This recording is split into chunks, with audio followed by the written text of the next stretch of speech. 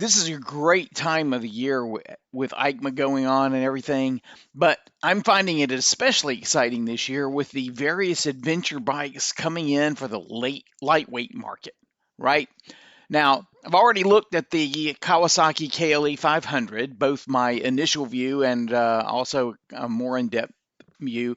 But hot on the heels of that announcement came the BMW announcement of the F450 GS. So here's my initial take on this bike.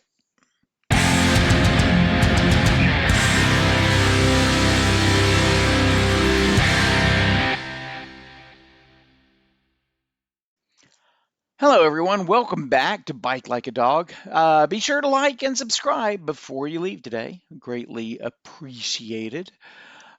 This week's footage is from my last ride off-road before I had my knee surgery, which was a completely different section of the V-Man 1313 West Georgia Adventure Loop. This one on the west side coming up toward the north, well, that's not important. The main thing is it's more off-road stuff from that loop. Hopefully I'm going to be able to get back on the bike. Man, I'm really hoping in another week or so I'm going to take it down, wash it down today, and see how that goes before I start trying to ride it any kind of distance, even just a few miles across town. But getting back to today's topic, BMW has announced a new F450 GS at EICMA. And I think the thing that surprises me the most is the very different reception that this bike got compared to the Kawasaki KLE 500. The KLE was almost unanimously panned for not being trail-worthy, for being but boy, they missed the target. It has no ground clearance, the 17-inch rear wheel, what a miss, non-adjustable suspension, and on and on. And yet, here comes the F450 GS with a 17-inch rear wheel and a 19-inch front wheel, non-adjustable suspension on the base model, and everyone's going crazy about it. It's the unicorn. It's the perfect bike. It's the new, it's exactly what we expect in a baby GS. and I'm not saying it's not a good bike or anything like that. I'm just really surprised at the huge, just 180-degree difference in the reception of this bike compared to the Kawasaki. Now, before we go any further, I want to make one thing really clear. The bikes being shown at EICMA and being reviewed by people at EICMA are the 2026 European models. They are not going to be available in the United States. If you go to the BMW website for the United States, what you'll see is the 2027 F450 GS model that will not be available until the end of 2026. In other words, we're a year away from the US model being released. As a result, there are no prices for the US model. All right? Not surprised by that. Not saying they should have prices. I mean, that's a year away, and with, inflation and tariffs and, everything, I don't blame them for not locking in a price that, who knows what the economic picture is going to be a year from now, right? So, but the main thing is that the requirements for European bikes are very different from those in the United States, especially if you live in California. I'm always surprised that we have motorcycles that are good for 49 states and then another completely different motorcycle setup for California. That's got to drive these manufacturers just crazy. Anyway, as an American, I tend to look at the specs on our website because things can be a little bit different. For example, the website makes it clear that the Cast wheels will not be available in the United States, or at least they won't be on the base model. It's not really clear to me whether you'll be able to order them as an accessory or not, but the models will come with spoked wheels. Tubeless spoked wheels, I should point that out. We also won't have all the colors. For example, Cosmic Black, not going to be available. It just makes me wonder when it comes to all those trims, the basic sport, enduro, trophy, whatever. We don't always get all of the different trims available in other countries. A good current example would be the Yamaha Tracer 9 GT, where we don't get the GT Plus version that's available outside the US. Our models are a little bit different. And what happens is our GT is a little bit different than the European GT. The included features end up being some kind of subset that kind of crosses possibly multiple models from Europe. We get one model, they may have two, and we get some features from each or something like that.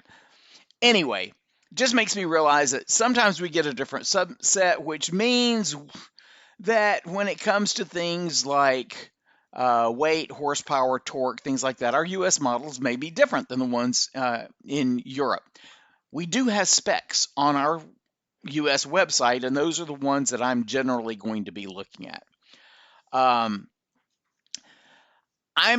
not really going to go deeply into specs. I think there are a lot of people that are doing that, plus the fact that I'm just not that much of an expert on motorcycles, to be perfectly honest. But there are a few things worth mentioning because they have been such huge issues for the Kawasaki.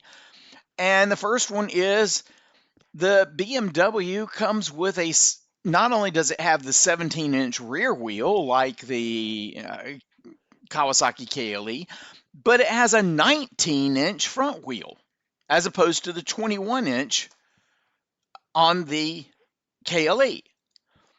Everybody hates the KLE. Everybody loves the BMW. I don't get that. The only reason I can think of why it's accepted on the BMW is because at the 2024 EICMA, BMW had their concept bike on the floor, right? So everybody was able to see at that time that it had a 19-inch front end and a 17-inch rear. Meanwhile, the KLE, all it had was a static display showing the front wheel sticking out of a box and the logo of Life's a Rally, And so everybody was like, whoa, this is going to be a rally bike. Everything that showed bursting out of that bike was very rally-like, right? Which means that the 17-inch rear wheel was a surprise. Everyone was expecting it to be an 18, and so it was a surprise. And let's face it, markets don't like surprises, right? Whether you're talking about stock markets or motorcycle markets or whatever, people don't like surprises. So I think that's one reason why the KLE got such negative press for the 17-inch rear, and the BMW not only gets a pass for the 17-inch rear, but the 19-inch front. Another thing I want to mention is weight. Everybody got all upset. Kawasaki didn't announce the weight for the KLE, but the BMW F450 GS, it does have an announced weight. It's 364 pounds dry, 393 pounds wet. And given that this weight's listed on the U.S. site, I assume that it's for the U.S. model, which means spoked wheels instead of cast, because I know from what I hear, cast wheels are typically lighter than the spoked versions. But the BMW fuel tank is smaller than that of the KLE. And that means the wet weight will be lower, right? The BMW shows as having 3.6 gallons of usable fuel compared to the 4.1 gallons on the KLE and 4.6 on the CFMOTO Ibex 450. And the result of that is that the wet weight's going to be about 6 pounds less than the KLE and about 12 pounds less than the Ibex. Less weight? Yeah. Less range? Also, yeah. For suspension, the 7.1 inches of suspension on both the front and rear of the BMW is less than the roughly 8.25 inches on the front of the KLE and almost 7.9 inches on the rear. Now, we don't know the ground clearance on the F450 GS. It's not listed on the website. So I have no idea what kind of ground clearance that has, but the suspension travel appears to be less. And everybody got all upset. I mean, all upset that the KLE does not have adjustable suspension. But it doesn't sound like the base model of the F450 GS has adjustability either. The GS Trophy trim claims to add a Shift Assistant Pro, Riding Modes Pro, plus the Easy Ride Clutch, or ERC, Sport Suspension, which I believe is where you get the adjustability, Enduro footrests, a robust aluminum engine guard. The one on the base model looks like it's either plastic or thin metal. Hand protectors, which are plastic, and a high windscreen with a rally aesthetic. So I expect when you add adjustable suspension and aluminum guards and all that kind of stuff that it's going to be a little heavier. And ADV right. Okay, let me untangle my tongue there and let's try that again. ADV riders will likely replace those plastic hand guards with metal-backed ones, just like we do with the Ibex plastic guards. They're good for blocking some weather if you're riding down the highway, but they're not going to do a lot if you run into a tree, for example. So what we're going to find is really nothing until somebody starts doing ride reviews. That's where we're going to find out what's going on, is once people start getting on those bikes and riding them and feeling what do they feel like. Because let's face it, that's what any bike comes down to, is what it feels like. Every bike is more than its specs. Okay, BMW, with the F450 GS, they stayed true to themselves. All of their bikes have a 1719 configuration except for the F900 GS, which does have a 1721. They don't have a single adventure bike with an 1821 configuration. So it makes sense that this mini GS, this baby GS, whatever, has the same setup as all of their bigger bikes. And maybe that's why nobody really has an issue with it, why it was kind of expected. And any manufacturer coming out with a new bike, especially one that's got like a new engine like this one does, you want to keep as much in your wheelhouse as possible, and their wheelhouse is a 1719 setup. Kawasaki, on the other hand, they got the KLR 650s, really their only adventure bike, even though they call it a dual sport. It has a 1721 setup, so it makes perfect sense to me that they would stay in that ballpark, right? They're going to retain that while they put together everything else around it. Essentially, Kawasaki was offering a smaller, twin-engined, lightweight adventure bike with a lot more tech than the KLR has. Right?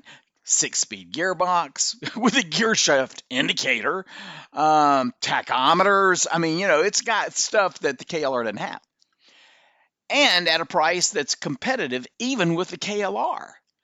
BMW, on the other hand, brought a lightweight adventure bike into the niche that has all their BMW tech.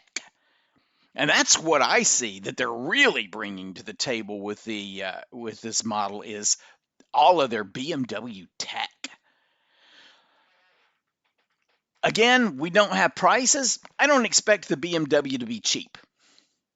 But BMW adventure bikes are not necessarily cheap.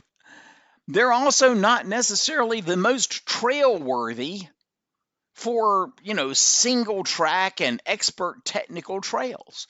They really focus more on the touring side than the trail side. That's kind of true of most ADV bikes. Really, just about almost, not, I won't say all of them, because obviously the T7 is a very capable bike. You got some KTM bikes that are obviously wonderful, but a lot of the ADV bikes with the ADV look are really more about touring, right? Even the Ibex is kind of a 50-50. And it's more trail capable than a lot of the ADV bikes, the bigger brothers and everything. Same thing for the Royal Himalayan and the KTM Adventure 390R, 390 Adventure R.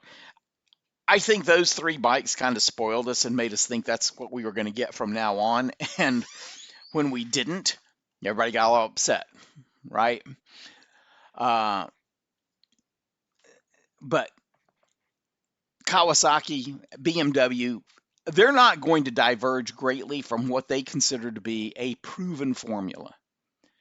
For BMW, the proven formula is what they've got on their other GS models. For Kawasaki, they've got decades in that KLR.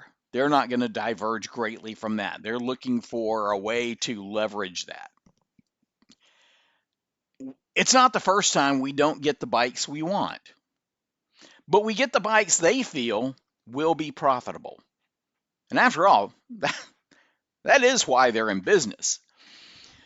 What we hope is that they'll continue to listen, they'll continue to modify, and they'll continue to make changes that we want.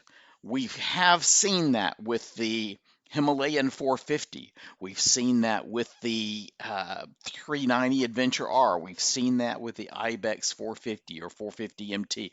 We've seen them incorporate things that the ADV riders have been talking about and wanting and saying, hey, KTM, if you're listening, or hey, Yamaha, if you're listening, or, and so we're seeing those kinds of things start to come out on bikes. And as they come out on some models, the other manufacturers, I think, will start adding some of those things also.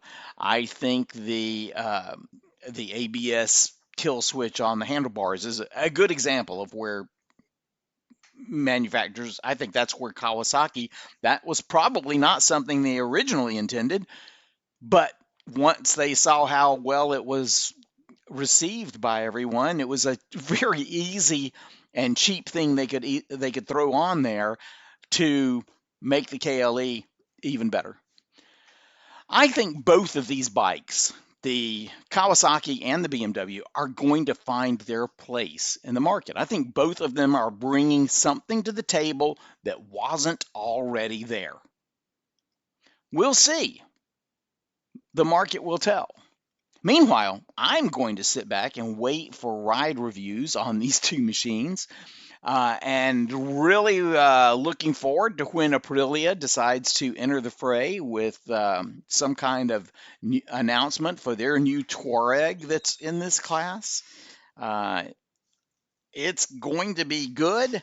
And when manufacturers compete with each other on features and price, we, the riders, benefit. So no matter what you think about these, they're going to be pushing each other in the future for more features at lower prices. That's pretty much it for this time around. Everybody have a great week, and we'll be talking again soon. Be sure to like and subscribe before you leave. So long, y'all.